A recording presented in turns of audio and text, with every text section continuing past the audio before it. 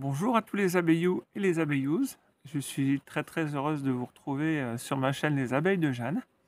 Je voulais avant tout vous remercier pour tous vos commentaires. C'était vraiment sympa. C'était formidable tous ces encouragements de votre part. J'ai reçu un tas de commentaires sur YouTube, sur mon site internet et pour les gens qui me connaissent directement par téléphone ou par SMS, c'était vraiment super sympa. Ça me conforte d'ailleurs dans mon choix de continuer ces vidéos et de partager des moments d'apiculture, voilà, tous ensemble, histoire de progresser, d'avancer ensemble et surtout de passer de bons moments, je l'espère. Donc le programme d'aujourd'hui, nous allons visiter quelques essaims. Il y a des essaims que j'ai fait assez tardivement, où j'ai mis une cellule royale. Je vous avoue que pour certains, je n'ai même pas eu le temps de vérifier l'émergence de la reine. Donc nous allons pouvoir regarder ça ensemble. On va ouvrir, on va regarder si il y a une reine dedans, fécondée. S'il y a une reine fécondée, on prendra le temps d'en marquer une ou deux ensemble. Et puis, si on n'a pas de reine, on agira en conséquence. On verra comment on peut faire pour le mieux pour que ces abeilles puissent continuer à vivre. Euh, on verra ensemble. Ensuite, on traitera d'un sujet qui m'est souvent demandé.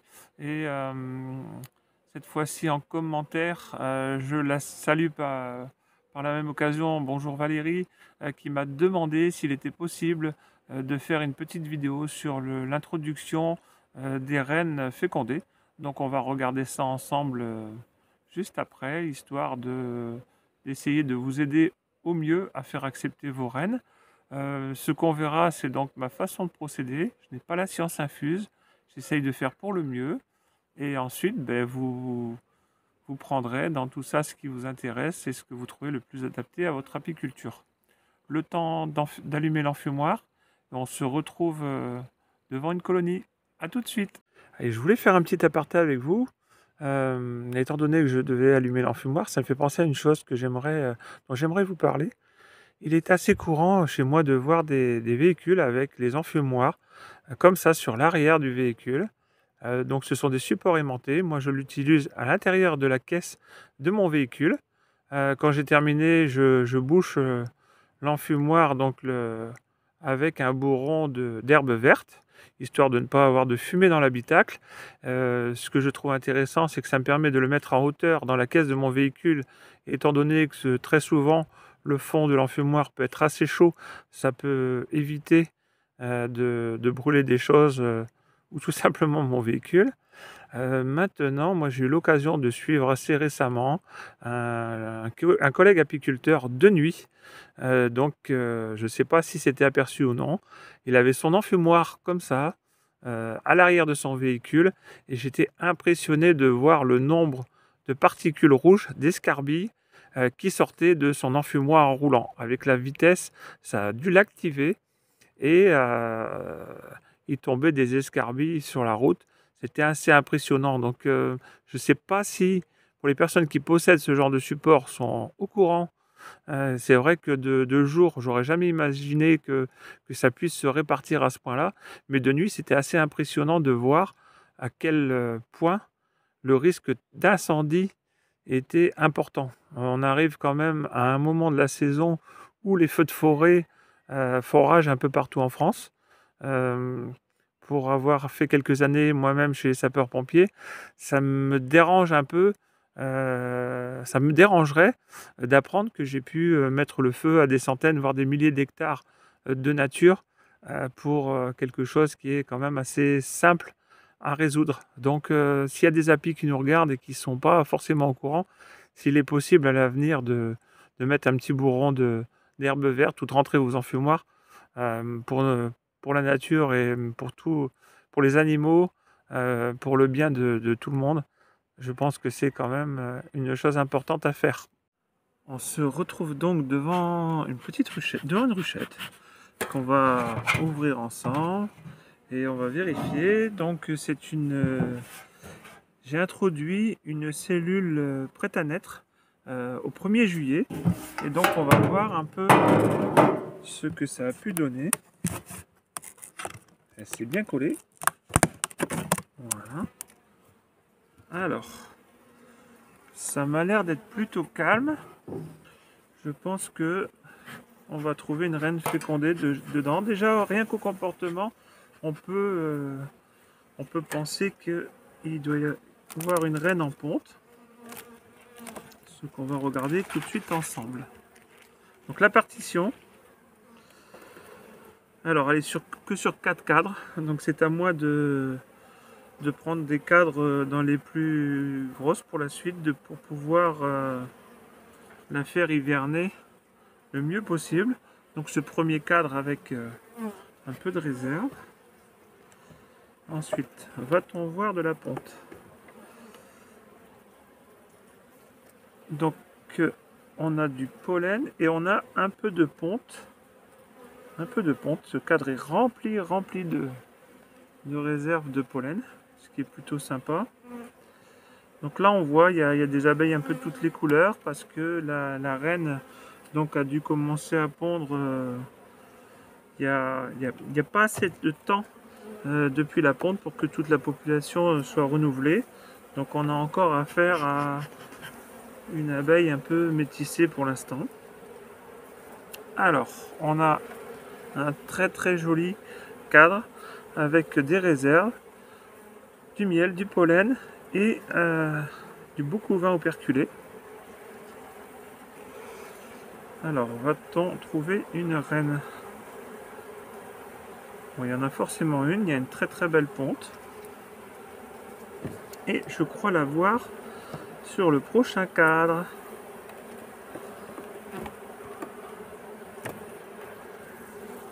Alors oui, une très belle reine Jeannette, comme vous pouvez la voir sur le cadre. Une très belle reine qui va nous faire de jolies abeilles. Donc on va profiter qu'elle n'est pas marquée, on va la marquer ensemble. Alors pour ça, moi habituellement, j'ai pour habitude de les marquer à la main. Et donc pour la vidéo, j'ai récupéré un petit accessoire, j'ai trouvé ça sympa. Pour les gens qui voudraient marquer leur reine et qui auraient un peu peur de risquer de les abîmer ou de les écraser. Donc j'ai trouvé cette petite cage là à piston sur internet. On va la tester ensemble. Alors donc je pose ma cage à piston sur la reine qui est censée monter en théorie, voilà. Et donc ma reine est prisonnière entre guillemets, donc dans la cage à piston.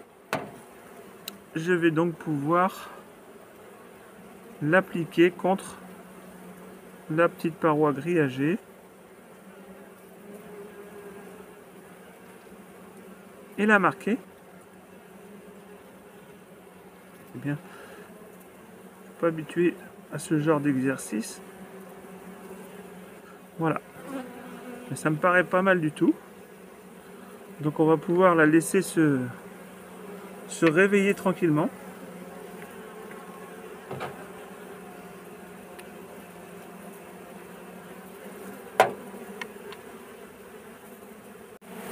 Alors notre reine étant marquée, c'est vrai que je ne suis pas très habitué à utiliser ce matériel là.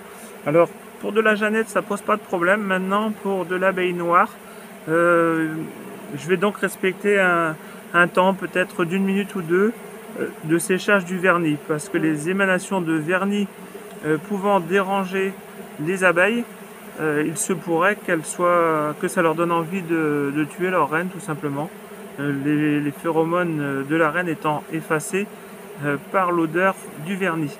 On va donc remettre les cadres en place et virer la reine.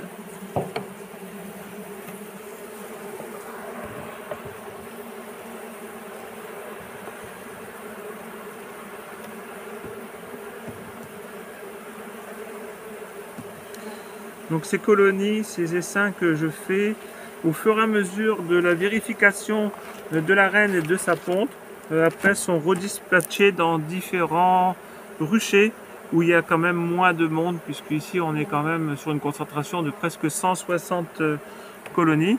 Et donc je les remets dans des ruchers de 20 à 30 colonies, histoire de pouvoir éviter le pillage et de leur laisser un bon secteur à butiner.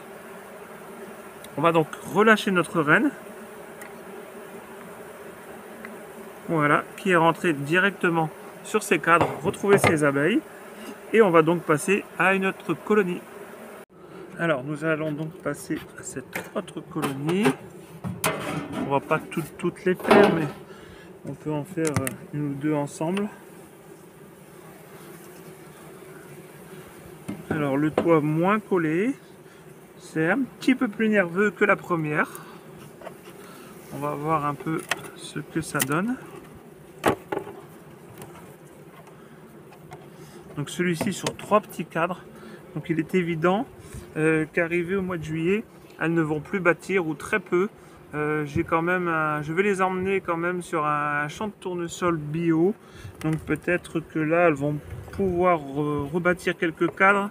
Mais il est vrai qu'à cette époque-ci de la saison, c'est un peu tard. Et dans ce cas-là, il vaudra mieux leur mettre des cadres déjà bâtis. Donc cette colonie-là, la dernière fois où je l'ai vue, n'avait plus de reines et commençait à être bourdonneuse. Donc un autre cas à voir.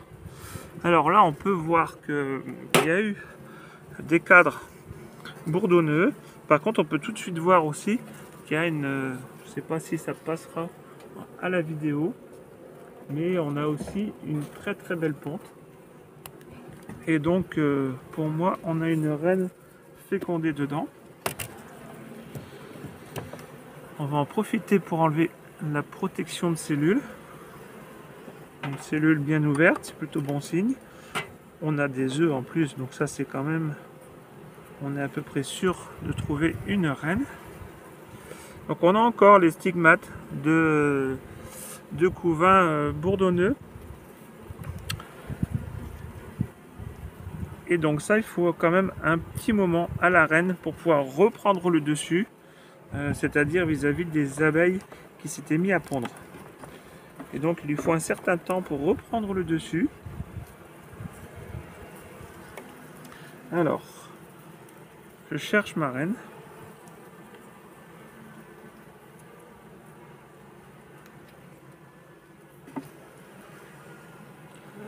Je cherche ma reine que je ne trouve pas d'ailleurs.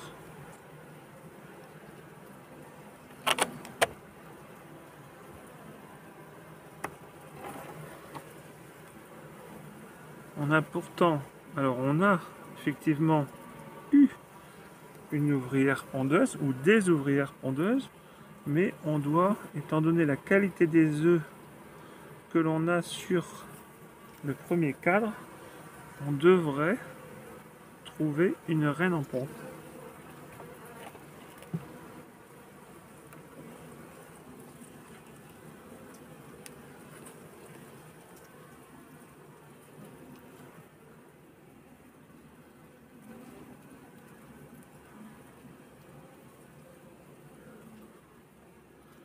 On a une ponte magnifique sur ce premier cadre, mais je ne trouve pas de reine en ponte.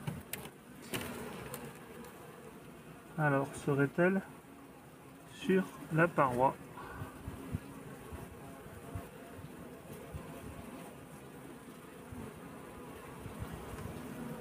On a les frelons qui viennent nous ennuyer déjà.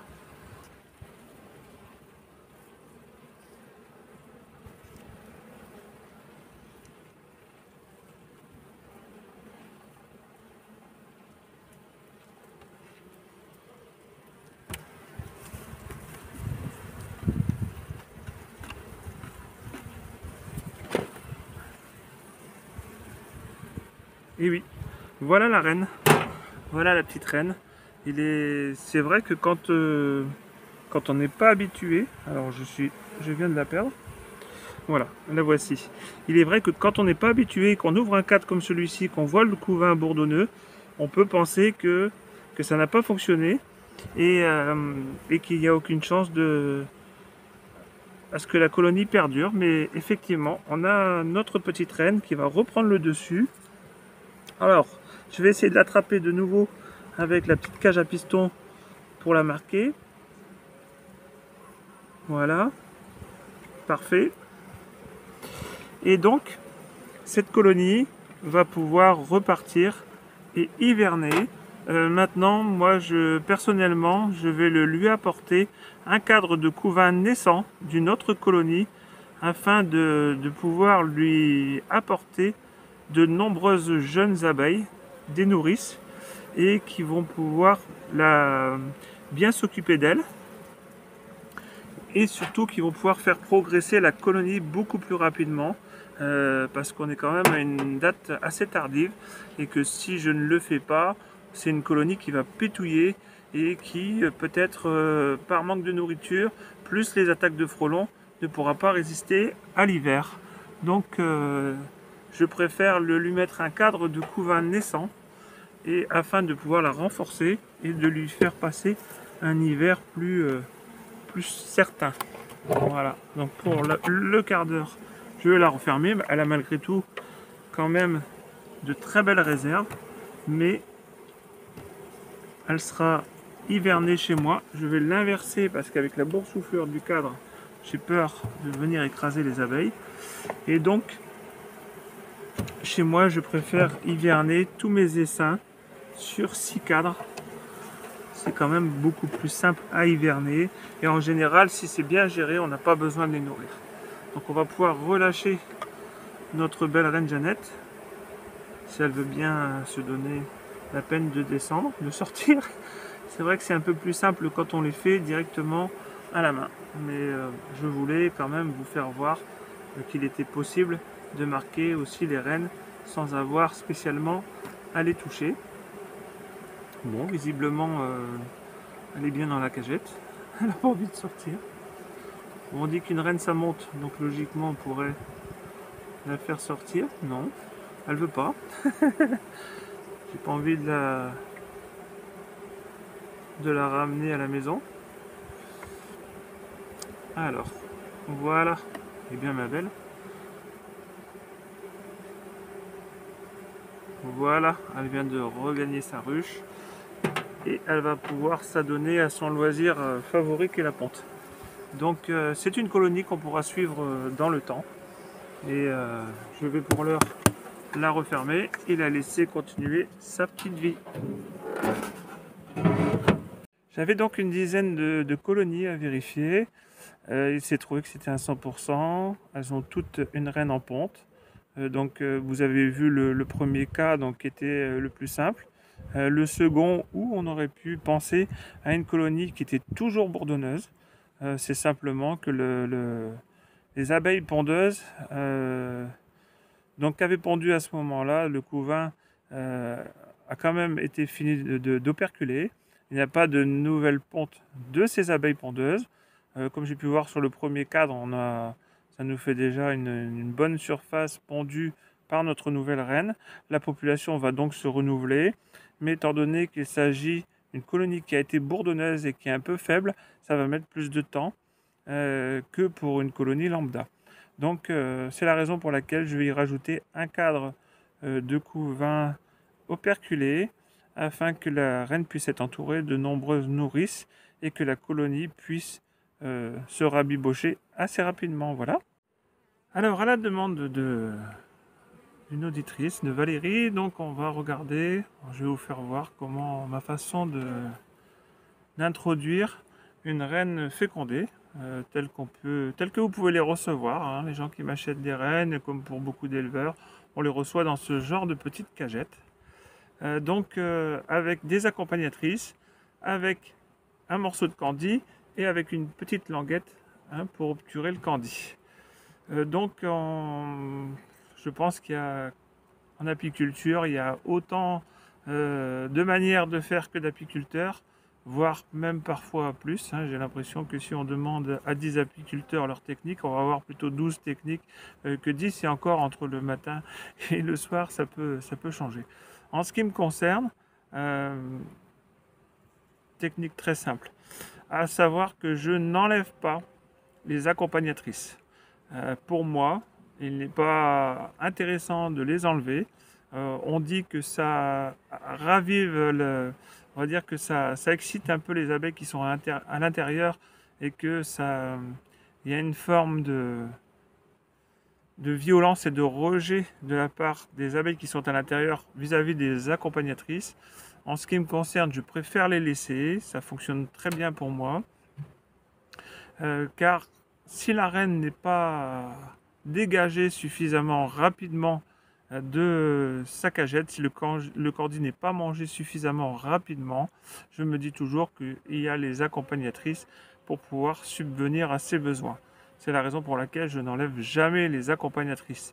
J'ai pu voir assez récemment des personnes qui les trempent dans l'eau pour éviter que la reine ne s'envole et autres. Je pense qu'une reine qui a déjà quelques heures de transport, voire même quelques jours parfois de transport quand vous la recevez chez vous, le mieux à faire, c'est quand même de l'introduire dans une colonie à bonne température, à bonne hygrométrie et surtout de ne pas la mouiller. Après, chacun fait comme il l'entend. Je le répète, je n'ai pas la science infuse, je vous dis juste ma façon de faire. Après, à vous de l'appliquer ou non. À savoir que si on introduit une reine fécondée dans une colonie qui n'a plus de reine depuis déjà quelques jours, où il n'y a pas de cellules, où il n'y a pas d'ouvrière pondeuse, en général, ça se passe très très bien. Maintenant, si on décide de changer la reine ou de constituer un essaim artificiel, c'est à peu près le même cas de figure. Donc dans ce cas-là, deux solutions possibles. Je vous indique la mienne, c'est pas compliqué. J'enlève tout simplement l'ancienne reine et à peu près 2 heures, dans les 2 heures qui suivent, j'introduis la nouvelle directement.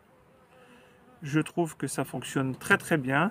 Il y a des taux qui arrivent à peu près à 98-99% de réussite. Et donc, c'est la technique que je privilégie personnellement. Il y a suffisamment de temps pour que les abeilles se rendent compte qu'elles sont orphelines et à la fois, elles n'ont pas eu le temps de lancer un élevage de reines.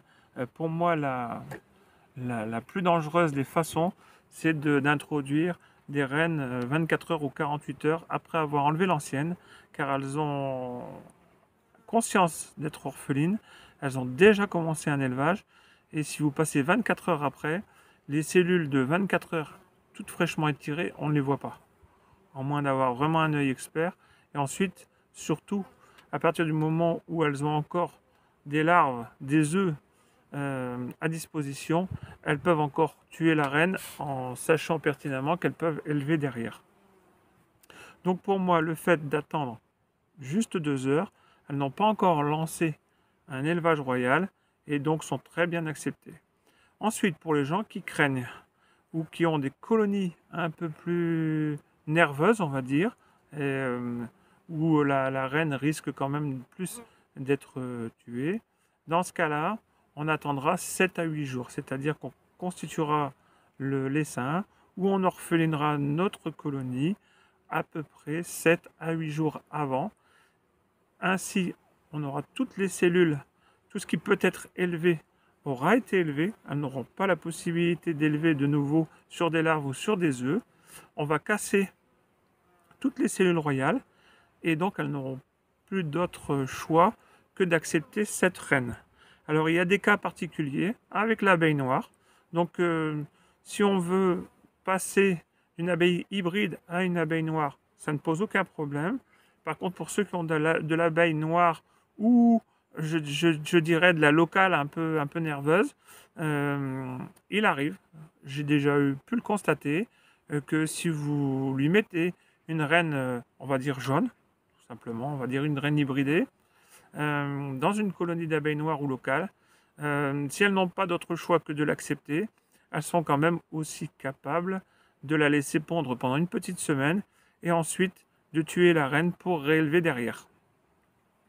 Certains me diront que ce choix n'est pas judicieux de leur part, étant donné qu'elles vont réélever une reine sur c'est-à-dire que ça va être les filles de la reine qui venait d'être introduite. Mais ils vont quand même y gagner sur le fait que... Ils comptent sur le fait que ce soit leur mâle qui féconde cette nouvelle reine. Et donc ça leur permet de revenir un certain pourcentage à la base d'où ils étaient avant qu'on introduise cette reine. Voilà. Donc vous faire voir de la façon dont je procède pour introduire une reine fécondée.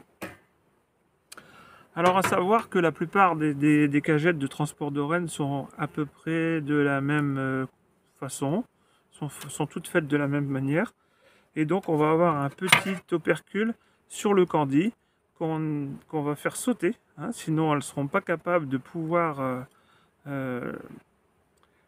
les ouvrières qui sont déjà dans la colonie ne seront pas capables d'atteindre la reine. Donc on va déjà enlever. Si on trouve que le candy est un peu sec, c'est un petit peu le cas là sur celui-ci, on n'hésite pas à mettre une petite goutte d'eau pour ramollir un peu le candy. Pour ceux qui introduisent leur cage à la verticale et qui ont peur, il m'est arrivé assez régulièrement d'avoir des personnes qui m'ont pris des rennes et qui se comptent 3 jours plus tard qu'ils ont oublié d'enlever le petit opercule. Pour ceux qui ont peur d'oublier de l'enlever, dans ce cas-là, il est fort possible pour ne pas oublier de venir le mettre dans le petit anneau et de s'en servir comme support de cage, ce qui vous évitera de l'oublier. Pour ceux qui introduisent de la façon verticale. Moi, je vais vous faire voir la façon dont j'introduis mes rennes fécondées. Alors, on va ouvrir la ruche. Donc, c'est une colonie dont je veux simplement changer la génétique et à qui j'ai enlevé la reine il y a environ 2 heures.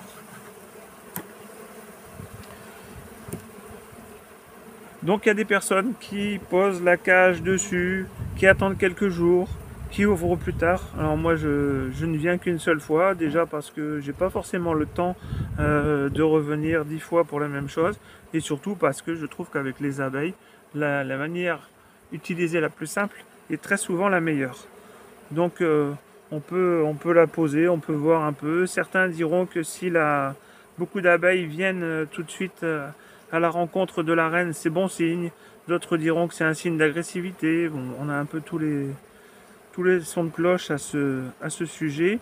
Dans tous les cas, pour moi, les abeilles viennent surtout par rapport aux phéromones que dégage cette reine. Et donc on va pas attendre qu'elle monte, qu'elle vienne la voir, on va l'introduire dès à présent. Moi à la base, ces cages, très souvent on les voit être introduites dans ce sens-là. Moi je vais l'introduire à l'horizontale. Tout simplement puisque vous avez un petit conduit ici au milieu qui, une fois le candy mangé par les abeilles, un petit couloir va leur permettre de pouvoir accéder à la sortie. Si vous avez votre cagette à la verticale et que vous avez une ou deux accompagnatrices qui tombent dans ce fameux puits, ça pose problème aux ouvrières et à la reine pour pouvoir sortir. Elles vont être embêtées avec cette abeille morte qui va venir obturer le candy. C'est la raison pour laquelle j'introduis toujours mes cages à reines à l'horizontale et sans les bloquer, sans mettre de bâton, rien du tout, simplement parce que ça correspond à peu près à la largeur de l'intercadre. Donc j'écarte juste un peu mon cadre, je viens mettre ma cage à reines et je reverrouille mon cadre dans la bande intercadre. Voilà. Et ma cage ne tombe pas, j'ai jamais eu de cage qui soit tombée dans le fond ni quoi que ce soit. Et ça se passe toujours très bien de cette manière. Ensuite, je referme ma ruche. Alors, il y a du monde là-dessus. Donc, je vais refermer ma ruche. Je vais faire attention de ne pas blesser d'abeilles, ce qui n'est pas toujours évident. Voilà. Donc, mon introduction de rennes est à présent faite. Je vais donc les laisser pendant 7 jours avant de réouvrir. Hein, on ne rouvre pas une ruche le lendemain, le surlendemain, après l'introduction. On va donc laisser cette colonie pendant 7 jours, pouvoir libérer la reine. La reine en général est libérée sous 24 heures, à peu près 48 heures au grand maximum, hein. Ça dépend de la population d'abeilles et de l'ardeur qu'elles ont à manger le candy. Et ensuite, la reine va pouvoir se mettre à pondre. Dès l'instant où la reine aura pondu pendant quelques jours, aura pu être vue par un grand nombre d'ouvrières, et bien dans ce cas-là, elle sera acceptée. Ce qui fait qu'au bout d'une semaine, en général, je regarde, je jette un petit coup d'œil assez rapide. Si je vois des œufs ou je vois la reine, je ne reste pas plus longtemps à les déranger. Je referme immédiatement et dans ce cas-là, je viendrai voir 15 jours ou 3 semaines plus tard la qualité de la ponte de la reine. Voici s'achève l'introduction d'une reine fécondée à ma manière. Après, à vous de faire à votre guise si vous avez une autre méthode. Merci. Et bien voici, nous nous retrouvons donc à l'arrière de ce rucher, entre deux averses, il faut le dire, puisque c'est pas évident là. Depuis quelques jours, on a l'impression d'avoir les giboulées du mois de mars au mois de juillet, et donc il faut composer entre deux averses pour pouvoir ouvrir les ruches. J'essaie de choisir le moment le plus propice pour cette vidéo. J'espère que vous avez passé un bon moment. Valérie, j'espère avoir répondu à ta question sur l'introduction des reines fécondées. On aura plein d'autres sujets comme ça à traiter dans les semaines, dans les mois à venir. Pour ça, je compte sur vous pour m'aiguiller un peu, pour me dire quel sujet vous aimeriez voir. Et je m'efforcerai de répondre au mieux à vos questions. J'ai j'ai un monsieur aussi qui m'a demandé pour expliquer un peu plus sur la génétique de l'abeille et la façon dont on peut travailler pour essayer de garder au mieux une race d'abeilles. Étant donné que c'est un sujet où il y aura beaucoup de théories, je pense qu'on se le garde un petit peu pour les jours où je pourrais vraiment pas sortir, les jours pluvieux ou l'hiver, hein. Donc voilà. À vous de me dire ce que vous avez pensé de cette vidéo. J'ai besoin de vos avis pour pouvoir m'aiguiller un peu. C'est vrai que quand on démarre des vidéos YouTube à la cinquantaine avec très peu de connaissances de l'outil informatique, c'est un peu difficile au départ. J'essaye de faire de mon mieux et j'espère progresser avec le temps. Et donc ainsi s'achève cette troisième vidéo consacrée aux abeilles de Jeanne. N'hésitez pas toujours à mettre des petits pouces bleus, des commentaires, à vous abonner, c'est gratuit, hein, il n'y a aucun problème là-dessus, ça fait toujours plaisir. Et j'aimerais aussi vous poser une petite question avant qu'on se quitte.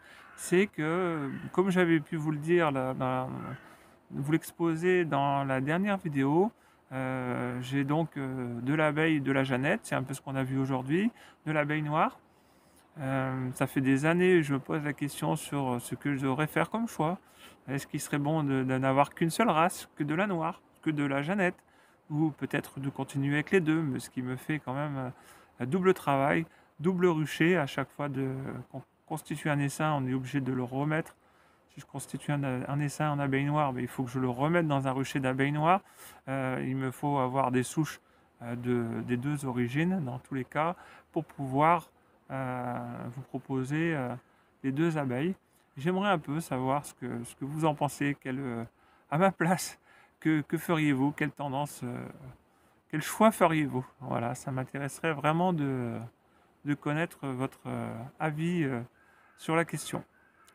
Voilà, cette vidéo est à présent terminée. On se retrouve vendredi prochain vers 19 h pour une nouvelle vidéo. En attendant, prenez bien soin de vous. Passez un excellent week-end et je vous dis à la semaine prochaine. Bye bye.